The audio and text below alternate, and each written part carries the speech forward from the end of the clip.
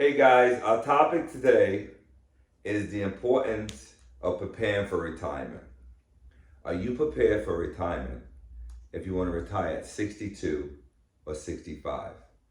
Financially, I'm pretty sure you never really thought about it when you're in your 20s and 30s because it's so far off that you're thinking about retirement. But the key to that is to prepare now so you could be successful later.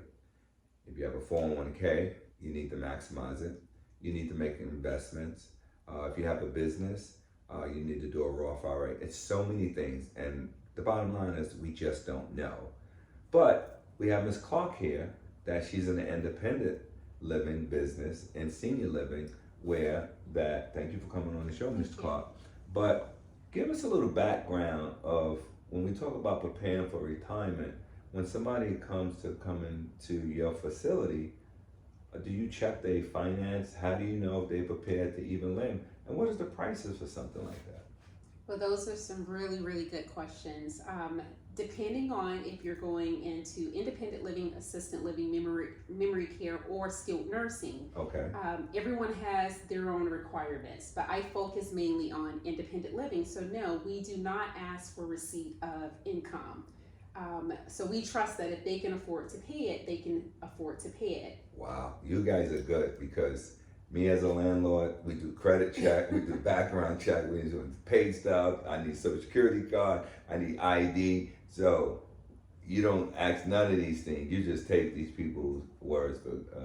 And a lot of companies out there, you've got a lot of companies that will run a background check, that Okay. will pull your, your credit report, but they're not asking for your financial statements. Usually, by the time you reach a certain age, and a lot of older adults, they know if they can afford it or not afford it. But to answer your question, what I am seeing in independent living is the average older adult will usually make it financially and be able to afford to live in one of these communities, just say 3 to 5 years. What age is the average person? Because I'm pretty sure it's like 55 and over.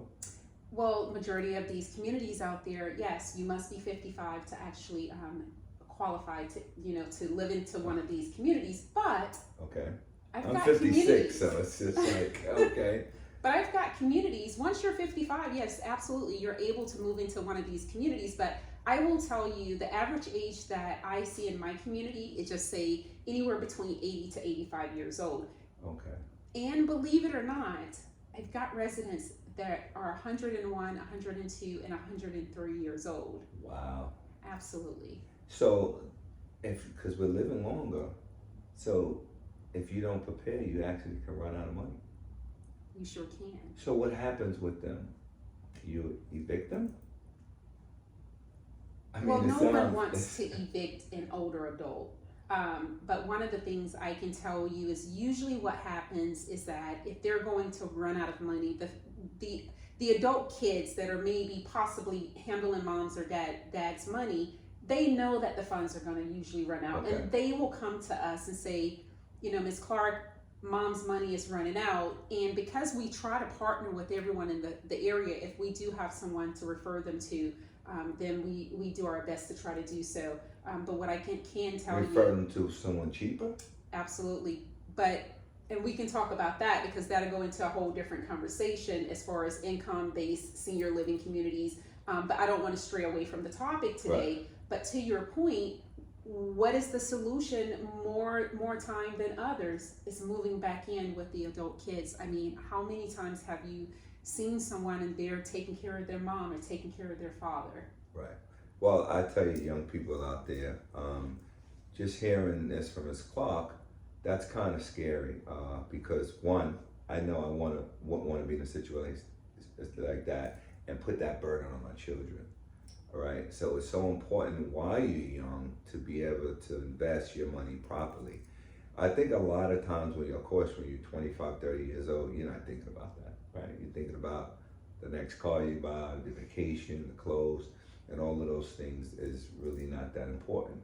It's about having quality of life. So it's important to invest your money while you're young so you'll have a nice nest egg because you got to figure you would need, just say a person lives about 20 years, Mhm. right? And what is the prices? About $3,000-$4,000 a month? Oh, that's an understatement. Okay. To live in one of these communities, it can be anywhere between $3,000 as high as $15,000, depending on where you go. Okay. So let's just say if a person goes in the facility at a young age and say the next 20 years they feel they have enough money to live, they would need about $2 million, They right, would. for the next 20 years, because that's about $8,333 a year, right? So you get that a month times that, yeah. So you would need that amount of money to live. Wow, that's a lot of money It is. to actually have. So people, the moral of the story, if you fail a plan to fail. You have to prepare for your future, and you don't want to be a burden on your kids. So make very conscious decisions what you do with your money.